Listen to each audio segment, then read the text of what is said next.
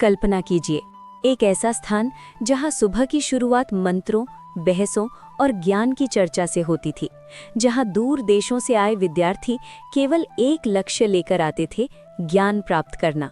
वही स्थान था नालंदा विश्वविद्यालय। लेकिन इतिहास के एक मोड़ पर ज्ञान का ये सूरज ढल गया। नालंदा, जब भारत था ज्ञान का गुरु। 5वीं शताब्दी में स्थापित नालंदा विश्वविद्यालय सिर्फ भारत ही नहीं, पूरी दुनिया का सबसे बड़ा शिक्षा केंद्र माना जाता था। उस समय जब कई देशों में संगठित शिक्षा व्यवस्था भी विकसित नहीं हुई थी, तब नालंदा में हजारों विद्यार्थी उच्च शिक्षा ले रहे थे। यहाँ पढ़ना गर्व की बात थी। प्रवेश पाना आसान नहीं था। विद्यार्थियों को कठिन प्रश्नों और चर्चाओं से गुजरना पड़ता था। कैसा था नालंदा?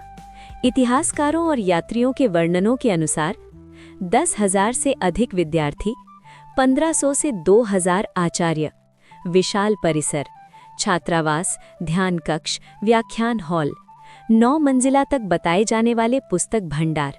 ये सिर्फ एक विश्वविद्यालय नहीं, एक जीवित ज्ञान नगरी थी। दुनिया भर से आते थे छात्र।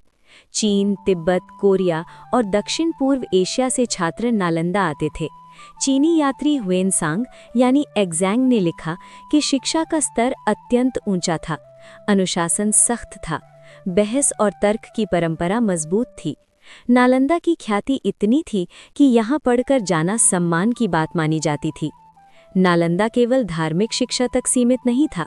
यहाँ पढ़ाए जाते थे बौद्ध दर्शन, व्याकरण, तर्कशास्त्र, गणित, खगोलशास्त्र, आयुर्वेद, साहित्य और कला। ये एक बहुविषयक विश्वविद्यालय था, आज के आधुनिक विश्वविद्यालयों जैसा। धर्मगंज, नालंदा की महान लाइब्रेरी। नालंदा की लाइब्रेरी को धर्मगंज कहा जाता था। परंपरा के अनुसार इसमें 3 बड़े पुस्तक भंडार थे: रत्नसागर, रत्नोदिधि, रत्नरंजक। इनमें हजारों पांडुलिपियां थीं, हाथ से लिखी हुई, पीढ़ियों के ज्ञान से भरी।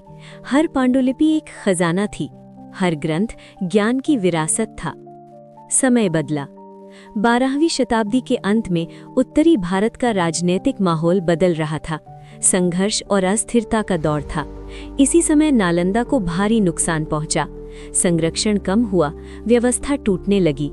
कई ऐतिहासिक परंपराओं और बाद के विवरणों में कहा जाता है कि नालंदा के पुस्तक भंडारों को आग से नुकसान पहुंचा और बड़ी संख्या में पांडुलिपियां नष्ट हुईं। अक्सर ये भी कहा जाता है कि आग बहुत लंबे समय तक जलती रही। ज्ञान का अपार नुकसान हुआ। सोचिए, सदियों का लिखा ज्ञान, विद्वानों की मेहनत, शोध की धरोहर, सब धीरे धीरे समाप्त हो गया।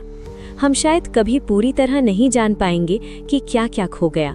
दुर्लभ वैज्ञानिक ज्ञान, चिकित्सा के प्राचीन सूत्र, दर्शन की अनमोल व्याख्याएं, गणित और खगोल के शोध, इतिहास की कितनी किताबें हमेशा के लिए गायब हो गईं। आज का नालंदा। आज नालंदा के अवशेष यूनेस्को विश्व धरोहर स्थल हैं। ईंटों के खंडहर, टूटे स्तूप, खाली कक्ष, सब गवाही देते हैं कि यहाँ कभी ज्ञान का महासागर था। पास ही नालंदा विश्वविद्यालय की स्थापना की गई है ताकि वो परंपरा फिर जीवित हो सके। नालंदा हमें क्या सिखाता है? ज्ञान सबसे बड़ी शक्ति है। शिक्षा सभ्यता का आधार है। ज्ञान की कोई सीमा नहीं होती। समय बदलता है पर ज्ञान का महत्व नहीं। कल्पना कीजिए, एक आचार्य अपने शिष्य को एक पांडुलिपि सौंपता है। वो कहता है, ज्ञान को आगे बढ़ाना यही सबसे बड़ी सेवा है। सदियां गुजर जाती हैं, इमारतें टूट जाती हैं, पर वो संदेश बचा रहता है। नालंदा की दीवारें भले खामोश हैं, पर उनका संदेश आज भी गूंजता है। ज्ञान को जलाया नहीं जा सकता, वो हर पीढ़ी में फिर जन्म लेता है।